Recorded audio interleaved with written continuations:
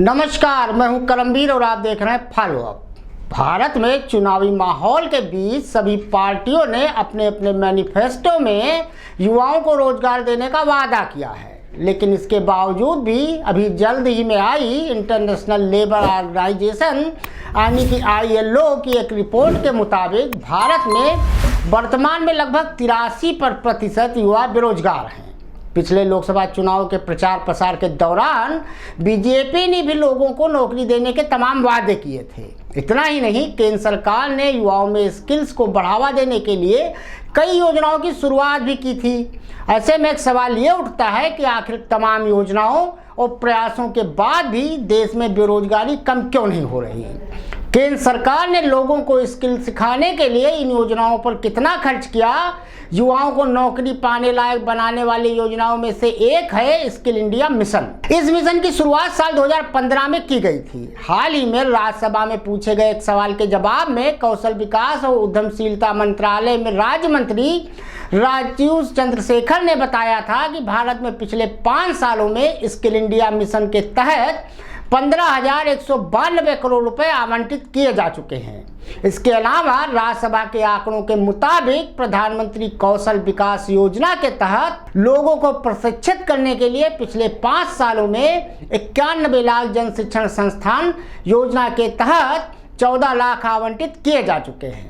दरअसल अलग अलग रिपोर्ट के मुताबिक भारत में ज्यादातर नौकरी अनस्किल्ड और सेमी स्किल्ड श्रमिकों के लिए है। पिछले कुछ सालों में ग्रेजुएट युवाओं को रोजगार पाने में काफी दिक्कतों का सामना करना पड़ा है। साल 2017-18 से ही भारत में ग्रेजुएट और डिग्री धारकों के लिए बेरोजगारी की प्रतिशत गिरती जा रही है। हालांकि रोजगार के अवसर कम पढ़े लिखे लोगों के लिए भी कम हुए हैं। साल 2024 की इंटरनेशनल लेबर ऑर्गेनाइजेशन यानी ILO और इंस्टीट्यूट फॉर ह्यूमन डेवलपमेंट यानी कि ISD की रिपोर्ट के मुताबिक भारत में बेरोजगारी को लेकर एक चिंता जाहिर की है। रिपोर्ट के अनुसार देश के शिक्षित युवाओं में बेरोजगारी की हिस्सेदारी बढ़ी है। साल 2000 में देश में 54.2% शिक्षित युवा बेरोजगार थे। यही संख्या 2022 तक बढ़कर 65.7% हो गई। यानी वर्तमान में लगभग 65.7% युवा ऐसे हैं जो पढ़े लिखे तो हैं, लेकिन उनके पास नौकरी नहीं है। रिपोर्ट में इस बात का भी जिक्र किया गया है कि देश में माध्यमिक शिक्षा के बाद स्कूल छोड़ने वाले युवाओं की संख्या भी पिछले कुछ सालों में बढ़ गई है। ये बढ़ती संख्या खासकर गरीब राज्यों और हाशिए पर रहने वाले समूहों में देखी गई है। वहीं उच्च शिक्षा में बढ़ते एनरोलमेंट के बावजूद गुणवत्ता संबंधी चिंताएं बनी हुई हैं। इंटरनेशनल लेबर ऑर्गेनाइजेशन की इसी रिपोर्ट के मुताबिक भारत में 2019 के बाद से ही रेगुलर वर्क्स और सेल्फ एम्प्लॉयड के वेतन में गिरावट का ट्रेंड देखा गया है। इतना ही नहीं, अनस्किल्ड लेबर फोर्स में भी कैजुअल श्रमिकों को साल 2022 से ही न्यूनतम मजदूरी नहीं मिली है। रिपोर्ट के मुताबिक बिहार, उत्तर प्रदेश, ओडिशा, मध्य प्रदेश, झारखंड और छत्तीसगढ़ जैसे राज्यों में रोजगार की स्थिति काफी दयनीय है। शहर और गांव में बेरोजगारी दर की बात की जाए तो साल 2023 में शहरी इलाकों में बेरोजगारी दर 5.2% दर्ज की गई थी, जबकि एक साल पहले यानी 2022 में दर 5.7% और 2021 में 6.5% थी। ग्रामीण इलाकों की बात की जाए तो 2021 में बेरोजगारी दर 3.3% थी, जबकि यही 2022 में 2.8% और साल 2023 में घटकर महज 2.4% रह गई थी।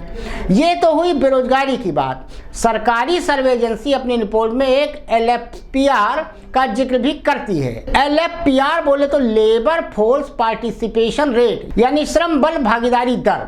अब आप पे खुद सोचिए कि भाजपा, कांग्रेस, सपा सब कहीं ना कहीं बेरोजगारी, महंगाई की बात तो कर रहे हैं, लेकिन रोजगार देने का कोई ठोस वादा नहीं कर रहा है। कोई मोदी की गारंटी दे रहा है तो कोई इंडिया अलायंस के तहत बेरोजगारी और महंगाई से छुटकारा देने की बात कर रहा है, लेकिन असल मुद्दा जो इस देश में है वो है बेरोजगारी।